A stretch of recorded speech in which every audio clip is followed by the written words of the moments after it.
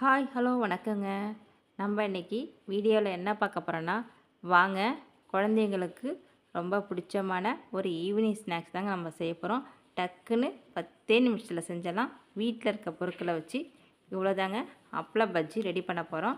இதுக்கு நம்ம வீட்டில் இருக்க பொருட்கள் பஜ்ஜி மாவும் அப்பளமும் இருந்தால் போதும். டக்குன்னு சுட சுட பிள்ளைங்களுக்கு நம்ம ஈவினிங் ஸ்நாக்ஸாக ரெடி பண்ணி கொடுக்கலாம்.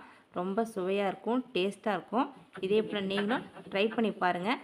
வாங்க நம்ம எப்படி செய்யலான்றதை பார்க்கலாம்.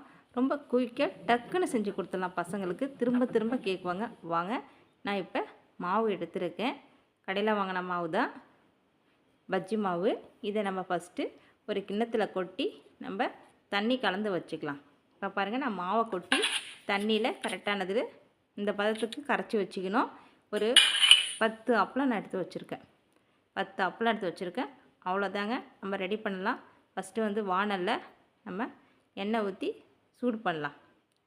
எண்ணெய் ஊற்றி நான் வச்சுட்டேன். அது சூடாகட்டும். நம்ம சூடானதுக்கப்புறம் நம்ம ஒவ்வொன்றா போட்டு பொரிக்கலாம். குழந்தைங்க விரும்பி சாப்பிடுவாங்க. கண்டிப்பாக ட்ரை பண்ணி பாருங்கள். இந்த பாருங்கள், நம்ம ஆவலை அப்பளத்தை போட்டுட்டேன். அதை அப்படியே எடுத்து நம்ம மெதுவாக எண்ணெயில் போட வேண்டியதான். அவ்வளோதாங்க, பொரிஞ்சு வரட்டும். 2 செகண்டில் டக்குன்னு நமக்கு பஜ்ஜி ரெடி ஆகிடும். எப்படி புஷ்ஷும் உப்பி வரும் பாருங்கள்.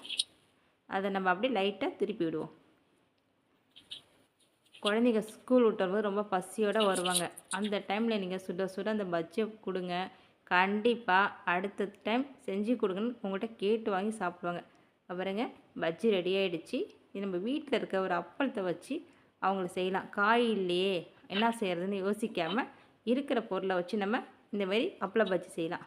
ரெடி ஆகிடுச்சு பாருங்கள் பஜ்ஜி. ஓகே, எண்ணெயை வடிகட்டிட்டு எடுத்துகிட்டு அதே போல் நம்ம இருக்கிற அப்பளத்தையும் ஒவ்வொன்றா போட்டு பஜ்ஜி ரெடி பண்ணிடலாம். இப்போ அடுத்தது நம்ம போட்டு எடுக்கலாம். இதையும் நம்ம ஒவ்வொன்றா போட்டு எடுக்கலாம். ஹை ஃப்ளேமில் வைக்காதீங்க, லோ ஃப்ளேமில் வச்சுக்கிட்டு ஒன்று ஒன்றா போட்டு நம்ம எடுத்துடலாம். பஜ்ஜி ரெடி ஆகிட்டே இருக்குங்க. ரெடி ஆகிடுச்சு பஜ்ஜி. இதே போல் நம்ம எல்லாத்தையும் போட்டு எடுத்துடலாம். அவ்வளோதாங்க, எப்படி வந்திருக்கு பாருங்கள். ஓகே, இதே போல் எல்லாத்தையும் எடுத்துடலாம். இப்போ ரெடி ஆகிடுச்சிங்க. இதே போல் நீங்கள் ஒரு டைம் குழந்தைங்களுக்கு செஞ்சு கொடுங்க.